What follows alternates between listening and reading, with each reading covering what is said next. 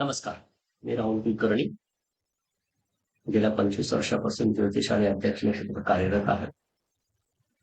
गेल्या 2 एपिसोडमध्ये आपण 7:30 या विषयावर चर्चा करत होतो.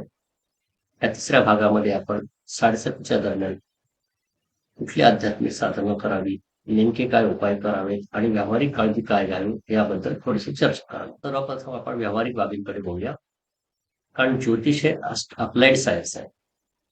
अनलेस अँड अंटिल आपण ते अप्लाय करणार नाही तोपर्यंतचा काही फायदा होत नसतो. त्यामुळे 7:30च्या काळामध्ये आपण जर व्यावहारिक दृष्टिकोनातून काहीही काळजी घेतली नाही तर नुसत्या आध्यात्मिक उपायांना काहीही फायदा नाही. म्हणून जास्तीत जास्त व्यावहारिक काळजीकडे लक्ष देणं सगळ्यांनी गरजेचं आहे. आणि शनी हा कर्माचा कारक आहे. कर्म तर आपल्याला करावंच लागतं. विदाऊट कर्म कुठलाही ग्रह, विशेषतः शनी तर अजिबात फळ देईल. व्यावहारिक काळजी काय घ्यावी? मुख्यत्वे 7:30मध्ये त्रास जो होत असतो तो 2-3 गोष्टींच्या बाबतीत होत असतो.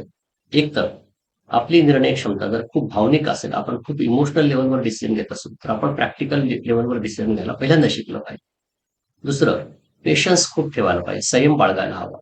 जे लोक इम्पेशंट असतात, ज्या लोकांना सगळ्या गोष्टी पटकन व्हाव्या वाटतात, ज्या लोकांना शॉर्टकटमध्ये सक्सेस हवं असतं, त्या लोकांना 7:30मध्ये सर्वात जास्त त्रास होतो. त्यामुळं 7:30च्या काळामध्ये पेशन्स ठेवणं, संयम बाळगणं, धीर बाळगणं खूप गरजेचं आहे. शनी आपल्या निर्णय क्षमतेचा कारक असतो ज्योतिष क्षेत्रात. त्यामुळे आपले निर्णय, चुकीचे निर्णय घेणं टाळावं, फसवे निर्णय घेणं टाळावं, खूप रिस्की निर्णय घेणं टाळावं, दुसऱ्यांवर अवलंबून घेतलेले निर्णय घेणं टाळावं, दुसऱ्यांच्या भरोशावर घेतलेले निर्णय टाळावं. एखादी व्यक्ती एखादी स्कीम आपल्यासमोर आणत असेल तर ती स्कीम खरंच वर्थ आहे का हे पाहून पारखूनच मग त्यात इन्व्हेस्ट करावी. तर आणि तरच 7:30मध्ये त्रास होणार नाही. शनी हा मॅच्युरिटीचा कारक आहे. त्याच्यामुळं आपल्या वागण्यात, बोलण्यात, विचारांमध्ये, निर्णय घेण्यामध्ये मॅच्युरिटी दाखवावी. इमॅच्युअर निर्णय घेतलेले 7:30च्या काळामध्ये सहसा फेल जातात. त्यापासून त्रास होत असतो. कमी बोलावं, मोजकं बोलावं, वायफळ चर्चा टाळावी. उगाच काहीतरी वाटलं म्हणून इम्पल्सिव्ह निर्णय घेऊ नयेत किंवा इम्पल्सिव्ह खर्च टाळावे. शनी हा कर्ज देणारा ग्रह. त्यामुळं 7:30मध्ये अनावश्यक कर्ज घेऊ नये किंवा घेतलेलं कर्ज शक्यतो वेळेत परतफेड करण्याचा प्रयत्न करावा. एक कर्ज फेडण्यासाठी दुसरं कर्ज घेण्याचा अट्टहास करू नये. आपल्या अनावश्यक खर्चांना कात्री लावावी. शनी हा एकाग्रतेचा ग्रह आहे. त्यामुळं आपण आपल्या कामांमध्ये, अभ्यासामध्ये एकाग्रता किंवा आपल्या आध्यात्मिक साधनेमध्ये सुद्धा एकाग्रता साधण्याचा प्रयत्न करावा. डिस्ट्रॅक्ट होण्याचे चान्सेस खूप असतात 7:30मध्ये. हे डिस्ट्रॅक्शन टाळण्याचा सर्वांनी प्रयत्न जरूर करावा. व्यावहारिक स्तरावर जेवढी काळजी घेऊ तेवढा आपल्याला 7:30चा त्रास कमी होईल. शनी हा अहंकाराचा नाश करणारा ग्रह आहे. त्यामुळं आपण कुठल्याही बाबतीत जर अहंकार बाळगत असू, आपल्या ज्ञानाचा असू शकतो, आपल्या पैशाचा असू शकतो, पदाचा असू शकतो, सौंदर्याचा असू शकतो, सामाजिक स्थितीचा असू शकतो किंवा आपल्या वयाचा अनुभवाचाही असू शकतो. हा अहंकार जो आहे हा बाळगू नये, नम्रता बाळगावी. शनी 3 गोष्टींसाठी कारक बनतो. एक असते सेवा, दुसरं आहे दान आणि तिसरं आहे तप. सेवा वृत्ती बाळगावी. आपल्या कार्यक्षेत्रातील वरिष्ठ असतील, घरातील वयस्कर व्यक्ती असतील, वृद्ध व्यक्ती असतील किंवा जे गरजू लोक असतात त्यांची सेवा करण्याचा प्रयत्न करावा. आपले आध्यात्मिक गुरु असतील त्यांची सेवा करण्याचा प्रयत्न करावा. सेवाभाव जेवढा बाळगाल तेवढा शनी लवकर प्रसन्न. दुसरं आहे दान. दान हे वेगवेगळ्या माध्यमातून आपण करू शकतो. ते आर्थिक असू शकतं, ते अन्नदान असू शकतं, वस्त्रदान असू शकतं, दुसऱ्यांना गरजू व्यक्तींना वेळेवर केलेली मदत असू शकते. तर दानाच्या माध्यमातून सुद्धा 7:30चा त्रास हा कमी होत असतो. यथाशक्ती करावं, असं नाही की आपल्या कॅपॅसिटीच्या बाहेर जाऊन करावं. दानामध्ये 2 गोष्टी महत्वाच्या असतात. एक म्हणजे गरजू व्यक्ती, ज्याला सुपात्र व्यक्ती म्हणतात, आणि दुसरं असतं यथाशक्ती कर. कॅपॅसिटीच्या बाहेर जाऊन केलेलं दान कधीही फळणार. आणि तिसरं असतं तप. तपचा अर्थ असा नाही की फक्त आपण साधू संन्यासी म्हणून आध्यात्मिक साधना करा. तप याचा अर्थ आहे की आपल्याला तपायचंय. आपल्या कार्यक्षेत्रामध्ये खूप जास्त आपल्याला मेहनत करायची, प्रयत्न वाढवायचे. आपण जर व्यावहारिक क्षेत्रात काम करत असू, म्हणजे व्यावहारिक क्षेत्रातलं तप म्हणजे डिसिप्लिन वर्क करायचं, ऑर्गनाइज वर्क करायचं, खूप मेहनत करायची, शॉर्टकट्स टाळायचे, सट्टा, जुगार किंवा जास्तीत जास्त फळ देणार, जास्त रिटर्न्स देणाऱ्या ज्या स्कीम्स असतात अशा गोष्टींना आळा घालायचा, अशा गोष्टींमध्ये इन्व्हेस्ट नाही करायची, कुठल्याही प्रकारचे शॉर्टकट्स टाळायचे, कुठल्याही प्रकारचे. कारण शनी अशा गोष्टींना अजिबात सपोर्ट करत नाही. पेशन्स ठेवायचे, प्रामाणिकपणा, सिन्सिअरिटी, ऑनेस्टी आणि हार्डवर्क हे जर तुम्ही करत असाल, हे जर तुम्ही आधीच अडॉप्ट केलेलं असेल, तर 7.5 मध्ये तुम्हाला कसलाही त्रास होणार नाही. कारण शनी 7.5 मध्ये आपल्याला ऑर्गनाइज वर्क करायला, कॉन्सन्ट्रेट करायला, फोकस करायला किंवा हार्डवर्क करायला प्रवृत्त करत असतो. आणि जर आपल्याकडे ते गुण ऑलरेडी असतील तर 7.5 मध्ये कसलाही त्रास होत नसतो.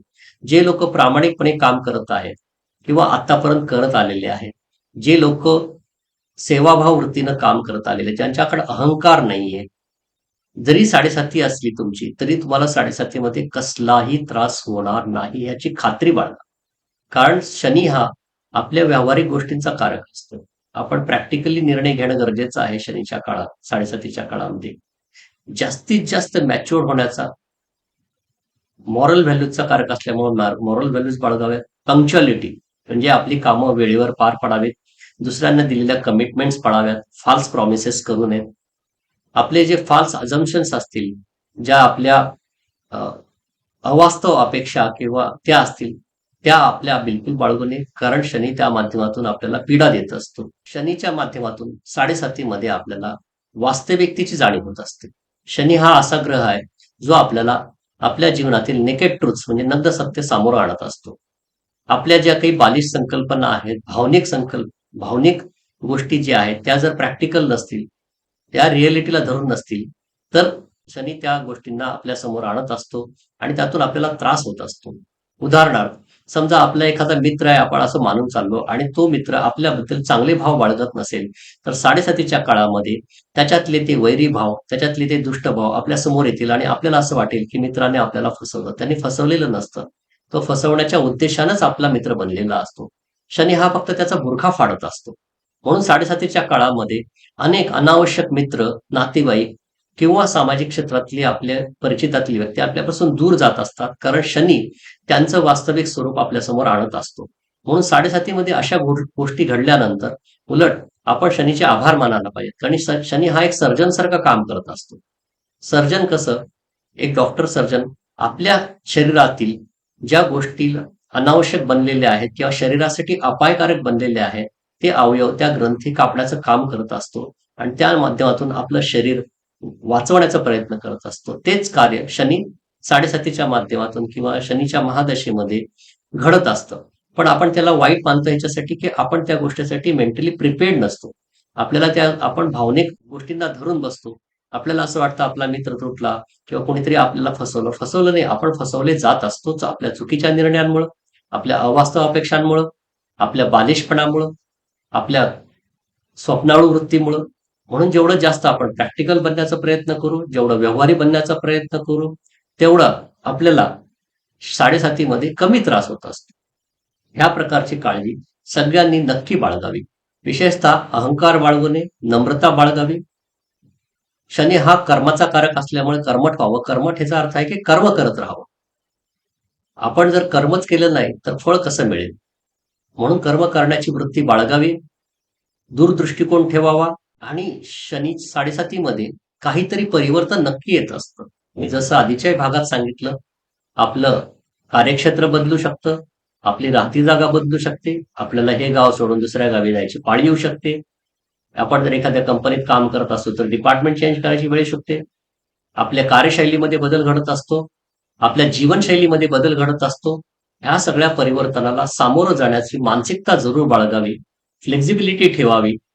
जे बदल घडत आहे त्या बदलांना अडॉप्ट करावं, स्वीकारावं. जेवढं हे सहजपणे आपण करू, तेवढा 7.5ची पीडा, तीव्रता आपल्याला कमी भासायला लागेल. 7.5 मध्ये मनाची चंचलता कमी करावी, ध्यान करत जावं, 5 मिनिटाचं, 10 मिनिटाचं जसं शक्य असेल. एकाग्रता वाढवण्याचा प्रयत्न करावा आणि ज्या गोष्टी आपल्याला डिस्ट्रॅक्ट करत आहेत, डिस्ट्रॅक्शन पासून दूर जाण्याचा प्रयत्न करावा. अंतर्मुख व्हावं, इंट्रोस्पेक्शन करण्याचा प्रयत्न करावा. एखादी गोष्ट आपल्याला मिळत नसेल तर आपले प्रयत्न कमी पडतायत का? आपल्या अपेक्षा अवास्तव आहेत का? आपण त्या गोष्टीसाठी पात्र आहोत का? ह्या सगळ्या गोष्टींचा विचार करावा. आणि हेच 7.5 आपल्याला शिकवत असते. आणि साडेसाती आपल्याला खूप काही शिकवून जाते. कुठल्याही व्यक्ती ज्यांना आधी साडेसातीचा अनुभव आलेला असेल किंवा ज्यांची साडेसाती संपली असेल, त्या व्यक्तींना जरूर विचारा, किंवा आपण आपली स्वतःची साडेसातीची जी फेज आधी येऊन गेलेली असेल त्यात ती आपल्याला खूप काही शिकवून गेलेली असते. आपण आपल्या आयुष्याकडे बघण्याचा दृष्टिकोन बदललेला असतो. आपण ग्रो होतो, आपण मॅच्युअर्ड होतो. आपल्याला अनेक बालिश संकल्पना ज्या असतात त्या धुळीस मिळालेल्या असतात. हेच आपल्याला साडेसातीचं मुख्य काम असतं. शनी म्हणजे आपल्या वर्गावर आलेले कडक शिस्तीचे शिक्षक आहेत. ते आपल्याला शिस्त लावण्याचा प्रयत्न करतात. आपण जर ऑलरेडी शिस्तबद्ध आहोत, आपण शिस्तीचं पालन करणार आहोत, आपण प्रामाणिक आहोत, तर आपल्याला ते शिक्षक काहीही शिक्षा देऊ शकत नाही. पण आपण उनाडका करणारे असू, आपण टगेगिरी करणारे असू, आपण स्वच्छंदी असू, तर आपल्या ह्या सगळ्या अवगुणांना लगाम घालण्याचं काम ते शिक्षक करतील आणि आपल्या आयुष्याला एक शिस्त आणण्याचा प्रयत्न करतील. ह्या सगळ्या गोष्टीचा अनुभव जेव्हा आपण मोठे होऊ तेव्हा आपल्याला नक्की कळेल की ती शिस्त, ते त्यांची शिक्षा आपल्याला किती काही शिकवून गेलेली आहे आयुष्यामध्ये. तसंच शनी करत असतो. त्यामुळं कधीही साडेसातीच्या काळामध्ये अवास्तव भीती बाळगू नये, उगाच काहीतरी पॅनिक होण्याचा काही प्रयत्न करू नये. आणि आपल्या आयुष्यामध्ये मी जसं म्हटलं, प्रामाणिक राहा, पेशन्स ठेवा, सहनशील, कर्मशील, दानशील राहिल्यानंतर शनीचे साडेसाती व्यक्तीला नक्की चांगली जाते. 7.5 वर्षाच्या 3 फेजमध्ये एक फेज आर्थिक दृष्टिकोनातून त्रासाची असते, एक फेज आपल्याला मानसिक दृष्टिकोनातून, कौटुंबिक दृष्टिकोनातून थोडीशी त्रासदायक असते, आणि एक फेज आपल्याला व्यावसायिक उन्नतीकडे नक्की घेऊन जाते. साडेसातीमध्ये कधीही पूर्ण 7.5 वर्ष वाईट जात नसतात. त्या आधीच्याही भागामध्ये मी सांगितलेलं आहे की भारतातले, आपल्या देशाचे बरेच पंतप्रधान, मग ते पंडित नेहरू असतील, इंदिरा गांधी असतील, मोरारजी देसाई असतील किंवा श्री नरेंद्र मोदी असतील, हे सर्वजण त्यांच्या साडेसातीमध्येच पंतप्रधान पद मिळवलेलं आहे त्यांनी. त्याच्या व्यतिरिक्त अनेक व्यावसायिकांची, अनेक सेलिब्रिटींची मी उदाहरणं देऊ शकतो, ज्यांनी साडेसातीच्या काळामध्ये खूप मोठी उंची गाठलेली आहे, यश मिळवलेलं आहे. पण ही जी सगळी लोक आहेत ही कर्मठ होती, ही अतिशय मेहनती होती, कुठल्याही शॉर्टकटने सक्सेस न मिळवणारी होती, त्यांच्या तत्वाला धरून राहणारी होती, आणि मुख्य म्हणजे त्यांच्या पत्रिकेमध्ये, मूळ पत्रिकेमध्ये यश मिळणं, पद मिळणं ह्याच्या प्रारब्धामध्ये लिहिलेलं होतं. आणि त्याला अनुषंगून, त्याला अनुकूल अशा दशा त्यांच्या साडेसातीच्या काळात आल्या होत्या, म्हणून ती लोकांनी एवढी मोठं यश मिळवलेलं आहे. म्हणून साडेसातीमध्ये कधीही असं एक भीती बाळगू नये की साडेसाती तुम्हाला नुकसानदायक असते, तुम्हाला त्रास देणारी असते, तुम्हाला अपयश देणारे असते. हे सगळे भ्रम आहेत. तुमच्या मूळ पत्रिकेमध्ये जर योग असतील तर तुमची आर्थिक उन्नती साडेसातीच्या काळात होईल. तुमच्या मूळ पत्रिकेमध्ये जर दरिद्रता किंवा आर्थिक नुकसान लिहिलेलं असेल तर साडेसाती नसताना सुद्धा तुम्हाला आर्थिक नुकसानाला सामोरं जावं लागू शकतं, अपयश मिळू शकतं. हे कधीही विसरू नका. म्हणून कधीही ज्या लोकांना साडेसाती आहे किंवा येणारी आहे त्या लोकांनी आपल्या मूळ पत्रिकेतले दशा, अंतर्दशा, मूळ ग्रहयोग आणि साडेसाती याचा एकंदर एखाद्या ज्योतिषाकडून अभ्यास करून घेऊन येणाऱ्या 2 वर्षामध्ये काय काळजी घ्यावी त्या दृष्टिकोनातून आपली प्लॅनिंग जरूर करून ठेवावी. आता आपण आध्यात्मिक उपायांकडे वळूया. शनी हा मुळात अध्यात्माचा कारक आहे. ज्योतिषशास्त्रामध्ये शनी आणि गुरु हे 2 ग्रह अध्यात्माचे कारक आहे. शनी हा तप, ध्यान यांचा कारक आहे. म्हणून शनीच्या साडेसातीमध्ये आपण आध्यात्मिक साधना केल्यास आपल्याला साडेसातीमध्ये बऱ्याच अंशी त्याची इंटेन्सिटी कमी करता येते. शनी हा एक न्यायाधीश आहे. जसं एखाद्या न्यायाधीशासमोर एखादा दोषी व्यक्ती किंवा चोर असेल, गुन्हेगार असेल, तो जेव्हा जाऊन त्यांची क्षमा मागतो, माफी मागतो आणि आपलं वर्तन चांगलं करण्याचा प्रयत्न करतो, तेवढं न्यायाधीश त्याची शिक्षा कमी करत असतात. तसंच आपलं वर्तन, आपण आध्यात्मिक साधना केल्या आणि आपलं वर्तन चांगलं ठेवलं तर साडेसातीमध्ये होणारा त्रास यापासून आपल्याला नक्की मुक्ती मिळू शकते किंवा त्याची इंटेन्सिटी कमी होऊ शकते. तर आध्यात्मिक दृष्टिकोनातून शनीची साधना कशी करावी? सर्वप्रथम आपण आध्यात्मिक साधनेमध्ये 3 मुख्य भाग असतात. एक असतं पूजन पद्धती, एक असते स्तोत्र पद्धती आणि एक आहे मंत्र पद्धती. म्हणजे आपण शनीचं पूजन करू शकतो. पंचोपचार पूजन असेल, षोडशोपचार पूजन असेल. त्यानंतर आपण स्तोत्र वाचू शकतो. शनीचे विविध स्तोत्र आहेत, त्या स्तोत्रांचा पाठ करू शकतो आपण. त्यापैकी कुठलंही एक स्तोत्र आपण आपल्या नित्यपूजनमध्ये म्हणू शकतो. तिसरं आहे शनीचा मंत्र जप. शनीच्या मंत्रांमध्ये एक वैदिक मंत्र आहे, एक पौराणिक मंत्र आहे आणि ज्याला बीज मंत्र किंवा तांत्रोक्त मंत्र म्हणतात. बीज मंत्र, तांत्रोक्त मंत्र हे खूप सोपे आहेत उच्चारण करण्यासाठी. त्यातले दोन प्रमुख आहेत, ओम शम शनिश्चराय नमः आणि दुसरा आहे ओम प्राम प्रीम प्रोम सहा शनिश्चराय नमः. या दोन्हीपैकी कुठल्याही एकाचा मंत्र जाप आपण करू शकतो. एकूण 23,000 जप करायचा असतो. आपण यथाशक्ती रोज 1 माळ असेल, 5 माळ असेल, जसं जमेल तसं करू शकतो. शनीचा मंत्र जप करताना रुद्राक्षाची माळ किंवा काळी हकीक माळेचा उपयोग केल्यास चांगलं फळ मिळतं. शनीचा मंत्र जप करताना कधीही जसा शक्य असेल, जेवढा शक्य असेल तेवढाच करावा. अट्टहासानं खूप जास्त करण्याचा प्रयत्न करू नये. आणि अगदीच काही लोक 1 वेळा किंवा 5 वेळा किंवा असं म्हणतात की 10 वेळा केलं तर असं नसतं. कमीत कमी 1 माळ जप करायला पाहिजे, तरच मंत्र साधनेचं फळ मिळू शकतं. त्यानंतर शनी मंदिरात जाऊन आपण दर्शन घेऊ शकतो. शनीची मूर्ती असेल, शिळा असेल, त्यावर तेल वाहू शकतो. बरेचदा हा आक्षेप घेतला जातो किंवा लोकांना असं वाटतं की तेल वाहिल्यानंतर असं नसतं. तेल का वाहिलं जातं त्याचं एक कारण आहे. कुठलंही तेल त्यातल्या त्यात पाहायला गेलं तर मोहरीचं तेल, तिळाचं तेल आणि शेंगदाण्याचं तेल, हे 3 तेलं अशी असतात जे नकारात्मक ऊर्जा शोषून घेत असतात. आपण शनीला तेल वाहतो म्हणजे आपल्यावर शनीची जी छाया आलेली असते किंवा आपले पाप कर्म असतील किंवा आपला नकारात्मक ऑरा असेल, आपले नकारात्मक विचार असेल, डिप्रेसिव्ह थॉट्स असतील, ही सगळी नकारात्मक ऊर्जा जी आपल्यावर आलेली आहे हे तेल शोषून घेतं. आणि आपण जेव्हा ते तेल शनीला वाहतो तेव्हा आपली नकारात्मक ऊर्जा ही शनीकडे ट्रान्सफर केली जाते. म्हणूनच आपल्या घरामध्ये आपल्याला नेहमी सल्ला दिला जातो की तेलाचा दिवा लावावा. तर तेलाचा दिवा हा नेहमी ह्याच्यासाठी लावतात की ती नकारात्मक ऊर्जा तेल शोषून घेतं आणि ते जळाल्यामुळे ते पंचमहाभूतांमध्ये विलीन होतं. म्हणून तेलाचा दिवा लावू शकतो. तेल शनीला वाहत जावं, त्यामध्ये कुठलंही नुकसान नसतं, कारण ह्या सगळ्या नकारात्मक गोष्टी आपल्या तेल शोषून घेऊन ते शनीकडे आपण ट्रान्सफर करत असतो. दुसरं, शनीला आपण काळे उडीद वाहू शकतो, मीठ वाहू शकतो, कारण ह्या सगळ्या गोष्टी सुद्धा नकारात्मक ऊर्जा शोषून घेणाऱ्या असतात. आपण जेव्हा काळे उडीद वाहतो किंवा मीठ वाहतो तेव्हा ते मीठ आणि काळे उडीद आपली नकारात्मक ऊर्जा शोषून शनीकडे आपण ट्रान्सफर करत असतो. घरामध्ये सुद्धा जेव्हा आपण मीठ ठेवतो तेव्हा ते नकारात्मक ऊर्जा शोषून घेत असतं. तिसरं असतं रुईच्या पानाचा हार घालणं. ह्या सगळ्या गोष्टी परत नकारात्मक ऊर्जा शोषून घेणाऱ्या आहेत आणि आपल्याला पॉझिटिव्ह ऊर्जा देणाऱ्या आहेत, म्हणून हे करायचं. त्या व्यतिरिक्त आपण पिंपळाच्या झाडाला प्रदक्षिणा मारून तेलाचा दिवा दाखवू शकतो. या माध्यमातून सुद्धा शनीची पीडा कमी होत असते. कारण पिंपळाचं झाड आपल्याला माहिती आहे की हे 24 तास ऑक्सिजन देणारं आहे. शनीच्या महादशेमध्ये 7.5मध्ये किंवा नकारात्मक फळ देत असेल तर आपल्याला खूप डिप्रेसिव्ह थॉट्स येतात, नकारात्मक आपले विचार बनत असतात. जेव्हा आपण पिंपळाच्या झाडाला प्रदक्षिणा घालतो तर त्यातला आपल्याला ऑक्सिजन, प्युअर ऑक्सिजन मिळाल्यामुळे आपले पॉझिटिव्ह विचार येतात. म्हणून पिंपळाच्या झाडाला प्रदक्षिणा मारू शकतो. त्यानंतर ध्यान आणि प्राणायाम ह्या 2 गोष्टीवर शनीचा प्रभाव असतो. म्हणून जेवढं प्राणायाम जास्त करू, जेवढं ध्यान जास्त करू, तेवढं 7.5मध्ये किंवा शनीच्या नकारात्मक जे फळ मिळणार असतं त्यापासून आपलं रक्षण होत असतं. शनी मंदिरात दर्शन घेऊ शकतो. आणखीन एक खूप चांगला उपाय आहे, त्याला छायादान म्हणतात. छायादान म्हणजे एखादं पसरट भांडं घ्यावं आणि शनीचा जेव्हा प्रभाव सुरू होतो तो आपल्या मुख्यत्वे आपल्या चेहऱ्यावर, आपल्या मस्तकावर येत असतो. म्हणून आपल्याला आपलं टेम्परामेंट बिघडू शकतं, आपले विचार नकारात्मक बनू शकतात, आपले विचार डिप्रेसिव्ह बनू शकतात. त्यासाठी एक पसरट भांडं घ्यावं, त्यात तेल ओतावं, शक्यतो मोहरीचं किंवा तिळाचं तेल वापरावं. शनी मंदिरात जावं, आपला चेहरा त्या तेलात बघावा आणि ते जे तेल आहे ते शनी मूर्तीवर किंवा शनीची जी शिळा असेल तिथे व्हावं. ही छायादान आपण महिन्यातून एकदा करू शकतो, शनिवारी किंवा अमावस्येच्या दिवशी. छायादानानं प्रचंड लाभ होत असतात.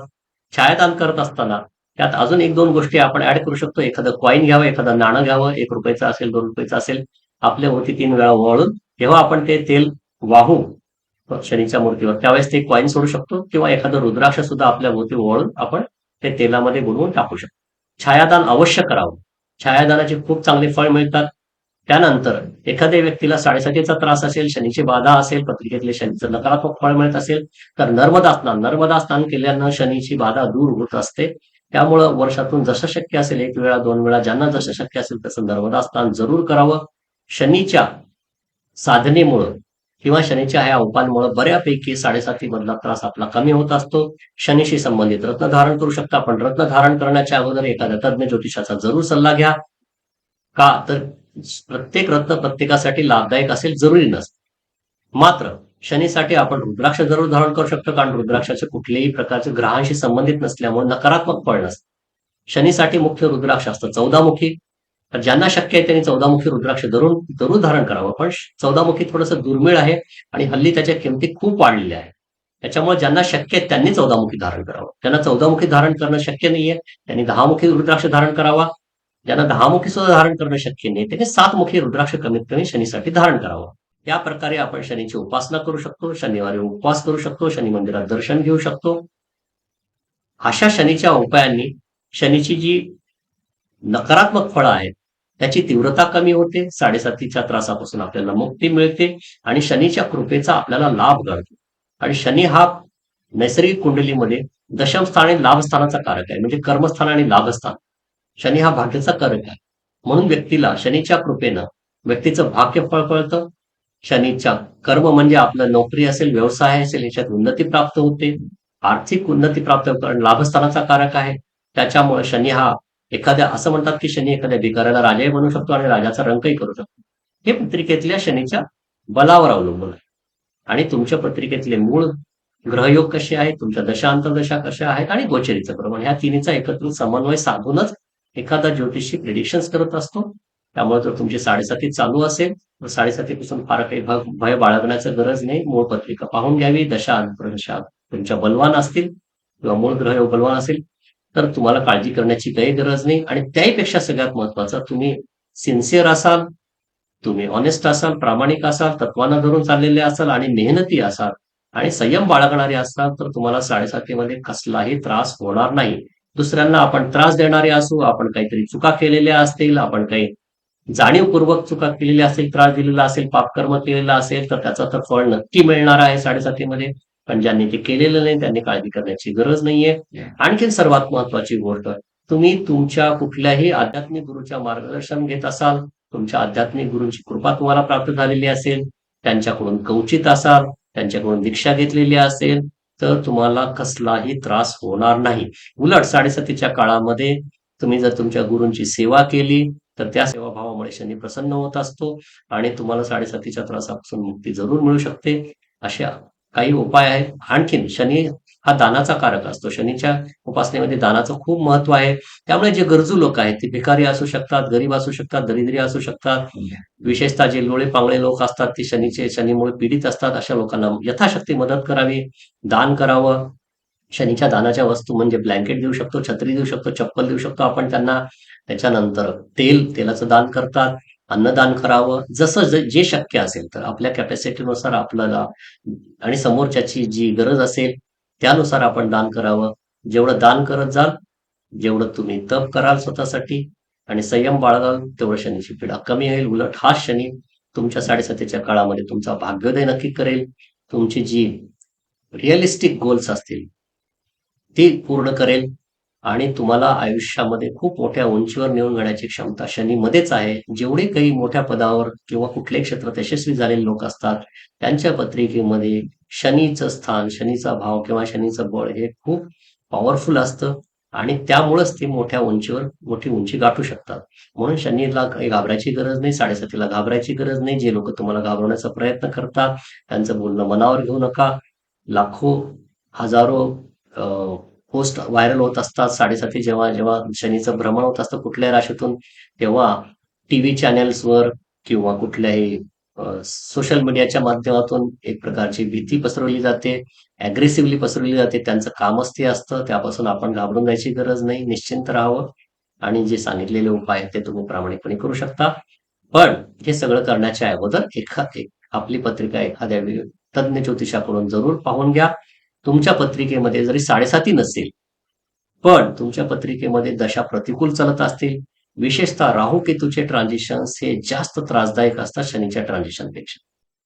तुमच्या मूळ पत्रिकेमध्ये जे शनी सूर्य योग असेल, शनी मंगळ योग असेल, शनी चंद्र योग असेल, शनी राहू योग असेल तर मग आणि दशा प्रतिकूल चालत असतील तर 7.5 असो वा नसो तुम्हाला काही प्रतिकूल अनुभव येण्याचे चान्सेस जास्त असतात. म्हणून 7.5 नाही म्हणून निर्धास्त बसायचं नाही. आपली पत्रिका पाहून घ्यावी आणि 7.5 आहे, चालू होईल किंवा चालू आहे म्हणून घाबरून जायची गरज नाही. थोडंसं जरा बॅलन्स दृष्टिकोन ठेवून पत्रिकेचं व्यवस्थित अभ्यास करूनच त्याबद्दलचं मत बनवावं. धन्यवाद. हा व्हिडिओ आवडला असेल तर लाईक करा, शेअर करा आणि आमच्या YouTube चॅनलला सबस्क्राईब करा आणि कमेंट सेक्शनमध्ये तुमचा प्रतिसाद जरूर कळवा.